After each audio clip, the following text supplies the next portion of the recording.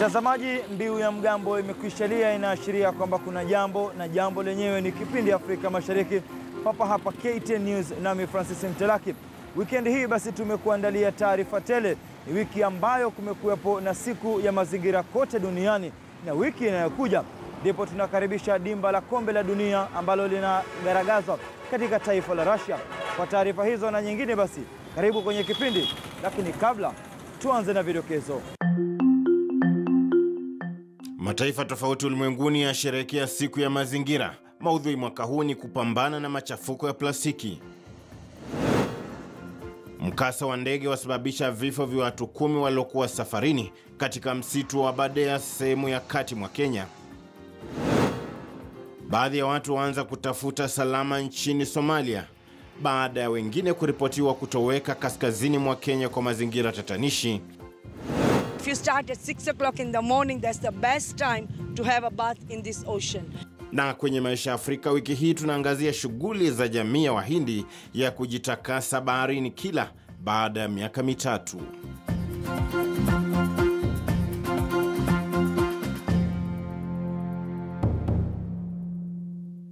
Afrika Mashariki inaanza sasa na taarifa ambayo ni ya siku ya mazingira kote duniani. Na mwanahabari Mashirima Kapombe ametuandalia mengi kuhusiana na siku kuu hii ambayo iliweza kuandaliwa katika kaunti ya Kwale nchini Kenya. Kikosi cha serikali ya Kenya kilianza maadhimisho ya siku ya kimataifa ya mazingira katika shule ya msingi ya Kwale, ambapo naibu wa rais William Ruto na waziri wa mazingira Kiriako Tobiko waliwaongoza waliohudhuria kwa kupanda miti.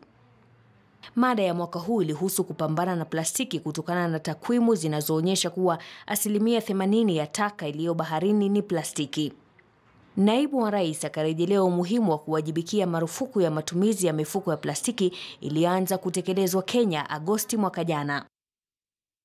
Katika kaunti ya Makueni, soko la Wote lilipata wageni si haba waliofika kusafisha soko hilo. Wakiongozwa na gavana wa Makueni Profesa Kivutha Kibwana, umuhimu wa kuendeleza shughuli ya kuhifadhi mazingira wakati wote ulisisitizwa. Mbali na Kenya, taifa la Rwanda pia liliadhimisha siku hii kwa kuangazia sheria zinazolenga kupambana na plastiki. Katika hafla ya wiki nzima ya kuhifadhi mazingira, chupa za maji za plastiki hazikutumika, huku waziri wa mazingira Daktari Vincent Burita akisema watakaza kamba katika kuhakikisha hatua walizopiga baada ya kupiga marufuku mifuko ya plastiki zinaongezwa kwa aina nyingine za plastiki.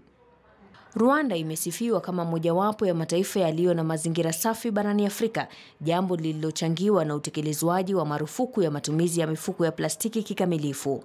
Maadhimisho ya mwaka huu ni ya 44 tangu mwaka wa 1974 ilipoanza kuadhimishwa. Mashirima Kapombe, KTN News.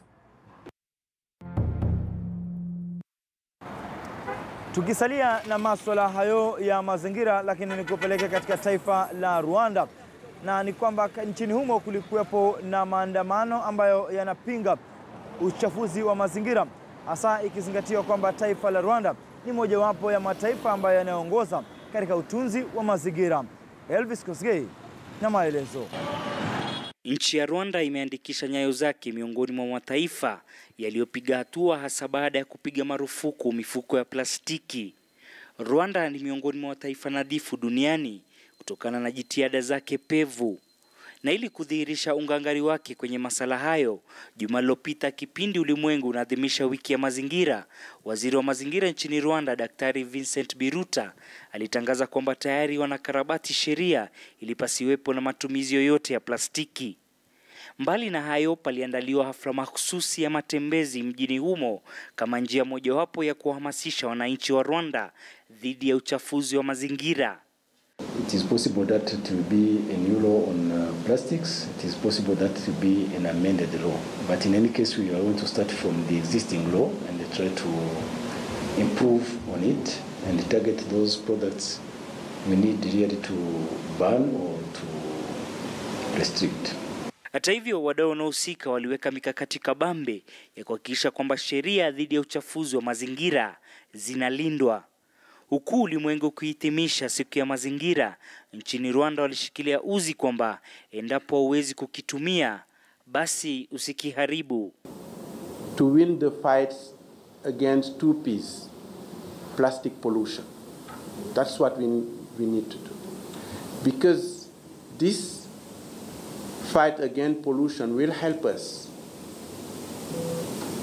reduce poverty, eliminate poverty, increase decent jobs, bring more gender equality, and bring more youth on the aspect of economic and social sides, and also promote innovation, because we are faced with challenges that we need to deal with. That's the importance of this fight that we are engaged in. Elvis Kosgei, KTN News, Afrika Mashariki. Kutoka Rwanda, mtazamaji, tuje nchini Uganda na hususan mjini Kampala, ambapo mwanahabari Shadrack Miti anatueleza mengi kuhusiana na mlemavu mmoja ambaye asio na uwezo wa kuona. Sasa ameibukia kuhusiana na maswala ya urembo. Aisha Bahati ni raia wa Uganda na mkazi wa jiji la Kampala. Yeye ni gwiji kwenye tasnia ya urembo na ulimwende, hasa ususi. Na licha yake kuimarika katika majukumu yake kiasi cha kuaminika na wateja wake kutokana na ustadi alionao katika ususi, Aisha Bahati ni mlemavu wa kuona. Yeye ni kipofu.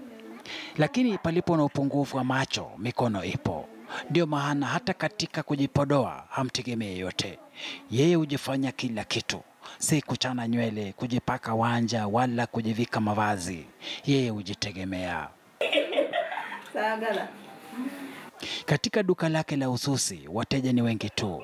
Kinaya ni kwamba kila mteja anayehudumiwa na Aisha Bahati ana uwezo wa kuona na kujifanya kila kitu. Ingetarajia kwamba wao ndio wangemfaa, lakini yeye ndiye fundi wao. Aisha huzichana nywele na kumsuka kila mteja kwa mujibu wa mfumo anaohitaji, na wote huridhika. Aisha Bahati alipoteza uwezo wa kuona alipokuwa na miaka 8, alipotungwa sindano ya dawa za kutibu malaria zilizokuwa zimepita muda wa matumizi. Hali hiyo ilimtia katika masaibu chungu nzima. Hangeendelea na masomo, lakini kutokana na ari na ukakamavu aliokuwa nao, Aisha alijizatiti na kuamua kujifunza ususi kwa msaada wa dadake. Ni mwingi wa sifa na shukrani kwa mamake mzazi na dada zake anaosema walimsaidia kwa kumtia moyo. Hali iliyomfanya akajifunza mitindo tofauti ya ususi na sasa anajivunia kuwa shupavu na maarufu miongoni mwa wateja.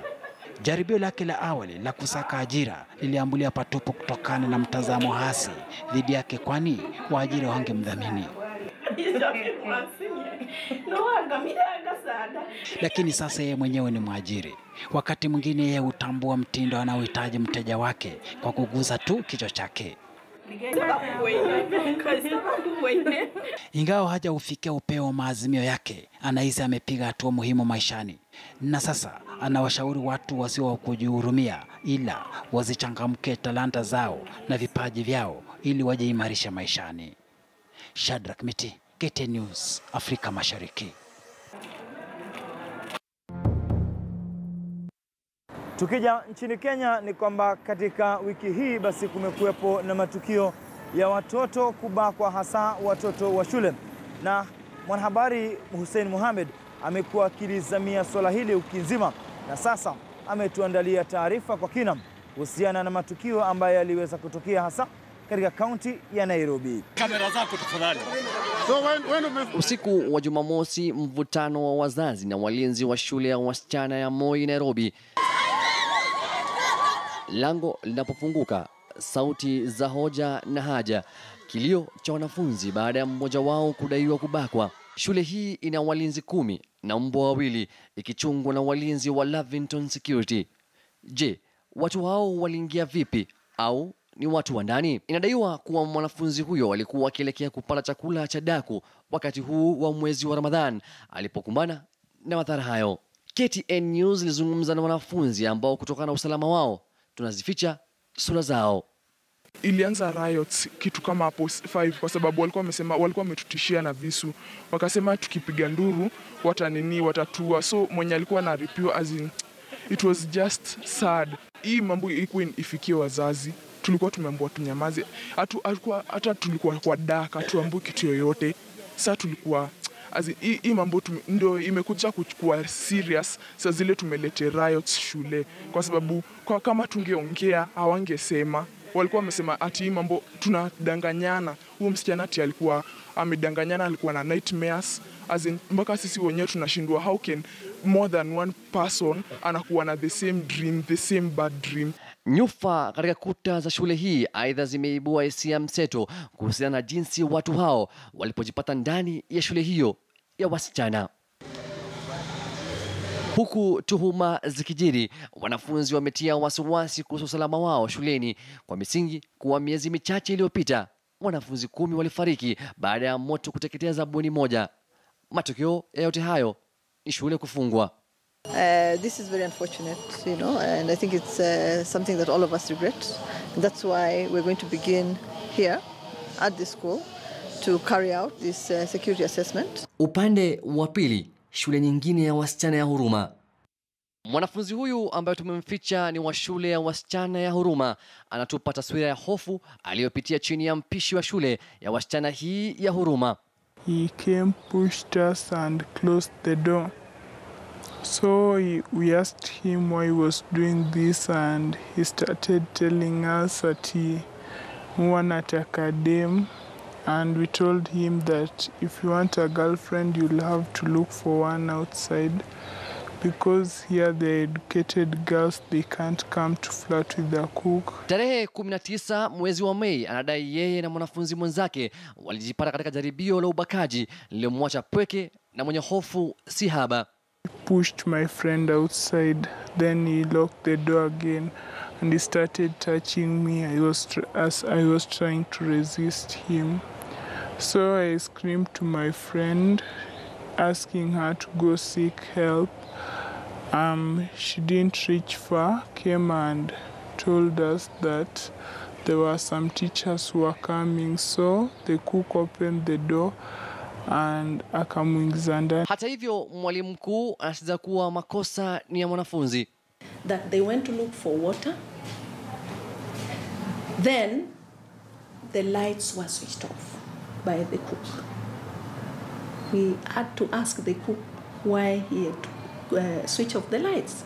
Then we actually asked the girl, were you raped? We constantly continued to ask her, were you raped? She said, no, I was not raped. He tried to push me. Familia yake ilifika katika kituo cha polisi na kuandikisha ripoti na hata kufika katika idara ya watoto hapa Makadara. Serikali ya Kenya inasema kuwa uchunguzi zaidi kuhusu matukio haya yanaendelea, huku walimu na hata wafanyakazi wa shule hii ya Moi wakitakiwa kuandikisha taarifa katika kituo cha polisi. Hussein Mohamed, KTN News, Afrika Mashariki. Asante sana Hussein Mohamed kwa taarifa hiyo. Mtazamaji, tuvuke tena milima na mabonde hadi mjini Dar es Salaam, Tanzania, ambapo mwanahabari Rajab Hassan anatueleza mfumo wa serikali kuhusiana na mpango wa kuweza kujenga kuta hasa katika ufuo wa Bara Hindi.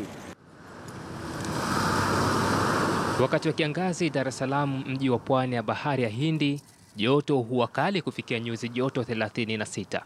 Haikuwa hivi miaka iliyopita. Haya yanashuhudiwa kama dalili za wazi za athari za mabadiliko ya tabia nchi. Madhara yake yanaenda mbali zaidi hadi kuongezeka kwa maji ya bahari yanayoleta dhoruba kali inayomong'onyoa kingo za bahari hii. Lakini ardhi karibu na hapa haipo tena katika hatari ya kumezwa na bahari baada ya kujengwa ukuta huu mkubwa. Mama Samia Suluhu Hassan, makamu wa rais aliyezindua ukuta huu, ameweka wazi kuwa mabadiliko ya tabia nchi ni mzigo wa gharama kubwa kwa serikali na mwananchi. Watanzania pia ni wahanga wakubwa wa athari za mabadiliko ya tabia nchi kama vile mafuriko, ukame, kuenea kwa magonjwa ya kuambukiza kama vile malaria na homa za bonde la ufa, maeneo ya nchi kavu kuingiliwa na maji chumvi na pengine kuzama kwa visiwa vidogo vidogo kule baharini au maeneo ya ziwa. Ukuta huu una urefu wa mita 920 na upo mwingine wa mita 500. Thamani yake jumla dola za Kimarekani milioni 5.8 ruzuku kutoka mfuko wa dunia wa kuhimili athari za mabadiliko ya tabia nchi kupitia shirika la mazingira duniani. Kilichofanyika hapa ni kuiwahi bahari na kupora eneo lake ili bahari isipore eneo letu, kwa sababu tungeacha hali ilivyokuwa inaendelea, bahari hii ingefika hapa tuliposimama katika kipindi si kirefu. Alvaro Rodriguez, mwakilishi mkazi wa Umoja wa Mataifa, ameahidi ofisi yake kuendeleza ushiriki kwenye miradi ya maendeleo yenye tija inayolinda mazingira. Umoja wa Mataifa unatambua juhudi za serikali katika kuleta maendeleo ya haraka na yenye tija kwa wananchi wake. Tunaahidi kuendelea kushirikiana na serikali ya Tanzania na wadau wa maendeleo kuhakikisha malengo ya maendeleo endelevu yanafikiwa. Ujenzi wa ukuta huu umefanywa na Dezo Civil Construction, kampuni ya nchini hapa. Inajua adui ya bahari ni nondo. Hizi kuta hii haikutumikwa nondo. Hii design yake imejengwa na jiwe kubwa pamoja na zege, ambayo jiwe kubwa hiyo inafanya kazi ya nondo. Ukuta kama huu umejengwa pia maeneo mbalimbali manne ya fukwe za Tanzania bara na Zanzibar. Kwa mujibu wa wataalamu waliojenga ukuta huu, wanasema kwamba eneo hili litakuwa salama sasa kwa zaidi ya miaka 70. Rajab Hassan, KTN News, Dar es Salaam. Baada ya taarifa yake Rajab Hassan kutoka Tanzania na ujenzi wa kuta katika ufuo wa Bahari Hindi, turudi nchini Kenya na niweze kukujuza mengi kuhusiana na taarifa ambazo ziliweza kugonga vichwa vya habari kuhusiana na ile ndege ambayo iliweza kuanguka katika msitu wa Aberdare, na kwa sasa watu wote 10 ambao walikuwa katika ndege hiyo walifariki dunia. Lofty Matambo anatueleza mengi kuhusiana na swala hili. Huzuni na mkengeuko vimetanda kwa wanafamilia wa abiria 8 waliohusika katika ajali ya ndege katika milima ya Aberdare Jumanne wiki jana, iliyokuwa kitoka Kitale kuja Nairobi mwendo wa saa 10 alasiri. Charity Wafula haelewi hali ya nduguye Rubin Wafula wa umri wa miaka 30 aliyekuwa akisafiri kwa ndege hiyo. I spoke to my brother yesterday in the morning, before he left home. But then he left for Nairobi at around 4, I believe. So I hadn't spoken to him at that time, but we spoke in the morning. Charity anasema si mara ya kwanza wao kuitumia ndege aina ya Sax. Mara hii anahisi ni kisirani tu kilichomfika nduguye, baba wa mwana wa umri wa miaka 5. He didn't have any, you know, like sometimes people say that people have their last moments when they're speaking. No, he didn't have anything like that. He was just okay. It was just his normal self. We didn't feel anything amiss or anything. No. Haya ya kijiri, shughuli za kuwatafuta manusura zimetatizwa na anga chafu katika milima ya Aberdare, na hivyo maafisa wa kupambana na majanga nchini, wale wa Msalaba Mwekundu na vile wale wa mamlaka ya ndege nchini pamoja na vikosi vya polisi wamesitisha shughuli hiyo hadi hapo kesho. We're going through phase 1, which is actually search and rescue. Now, without a firm statement from a government spokesman, I cannot stand here and give you a firm statement. We actually expect that maybe they'll get them. We are hopeful they actually get him, and then they'll get him when he's still alive. That is our hope. Tunaomba tupate mwili. Sisi tunajua kifo, mtu akikufa ni tunashughulika kusika tu, hakuna otherwise ingine. Tunaomba sasa watupatie habari kamili ile tushughulike tumili yetu. Vile ambulansi ya shirika la Red Cross ilipata ajali njiani ilipokuwa ikielekea Aberdare kwa utafutaji wa ndege hiyo. Zaidi ya saa 24 baada ya ajali hii ambayo imesababisha nyoyo za abiria 8 pamoja na marubani 2 zikilewalewa mikononi mwa waokozi, jamaa na marafiki hapa wanalalama ukonokono katika kupokea habari kuhusiana na mkasa huo, hali ambayo imezidisha kiwewe, shuku na shauku miongoni mwao. Saa 6:30 siku ya tatu, wanafamilia walizipokea habari za kupatikana kwa miili 10 bila manusura wowote katika mabaki ya ndege aina ya Sax 5Y 208 baada ya ajali ya Jumanne jioni kilomita 11 kileleni mwa mlima Aberdare. Mountain rescue team from the Kenya Wildlife Service has reached the wreckage of the aircraft. Unfortunately, from the reports we are getting, there are no survivors. The families of the passengers and the crew have been notified. And as a ministry, and speaking on behalf of government, we truly regret this very sad outcome and send out our heartfelt condolences to the bereaved families. We want to assure you that investigations into the probable cause of the accident have commenced and they'll proceed on in earnest, and we should be able to call you back in here again to confirm the results of this investigation. Walioaga dunia ni pamoja na Ahmed Ali Abdi, Waweru Kabaka Muigai, Ketia Kishani, Matakasakarai Thamani wa asili ya Kikaribbian na mwanawe Matakatekei Paula, George Ngugi Kinywa, Pinwaton Ronald pamoja na Robinson Wafula. Barbar Kamau pamoja na John Mureithi ndio waliokuwa marubani kabla ya kisirani hicho. Jamaa na marafiki wamelalama jinsi ambavyo shughuli hii haikupewa uzito na dharura kutoka kwa vitengo mbalimbali vya usalama likiwemo jeshi la wanaanga. Nguvu zimewaishia kutokana na uzito wa simanzi na jitimai, hali iliyokuwa katika hifadhi ya maiti ya Leigh hapa jijini Nairobi Ijumaa baada ya mili ya watu 10 waliohusika katika ajali ya ndege Jumanne jioni kufika usiku wa Alhamisi na kutambuliwa na wapendwa wao asubuhi hii. All the bodies were positively identified by their families. And the postmortem will be done and DNA is going on as planned. Eric Wafula alimpoteza kifungua mimba wake Robinson Wafula aliyekuwa akija Nairobi kutoka Kitale kwa shughuli zake za biashara. Business-minded young man. So I got the information when I was in Turkana. I work in Turkana as a deputy county commissioner. Eric anasema pengo aliloliacha mwanawe aliyekuwa na shahada ya uzamifu ya biashara hakuna wakuliziba. There was one young man that deeply shocked by his death, because that is the boy whom I had a lot of focus. I was doing a lot of development. He started doing very well. Freshia Njeri anaomboleza kumpoteza mumewe Pinwaton Ronald wa asili ya Marekani walioana kwa mwaka mmoja sasa. Anasema ila kisirani cha ajali kilitua na kumpokonya huba lake changa. Analia. Mabaki ya stakabadhi ya wenda zao yanasalia kuwa kumbukumbu kwa walioachwa, ijapo baadhi ya wanafamilia wanalalama kuwa hakuna bidhaa muhimu zilizopatikana zikiwemo tarakilishi, simu na fedha katika mabaki ya ndege hiyo, ambapo raia walisaidia katika kuiteremsha miili hiyo chini. Very dangerous place, full of elephants and all the animals you can think about, and they were able to carry those bodies and bring them down to where transport was able to be available.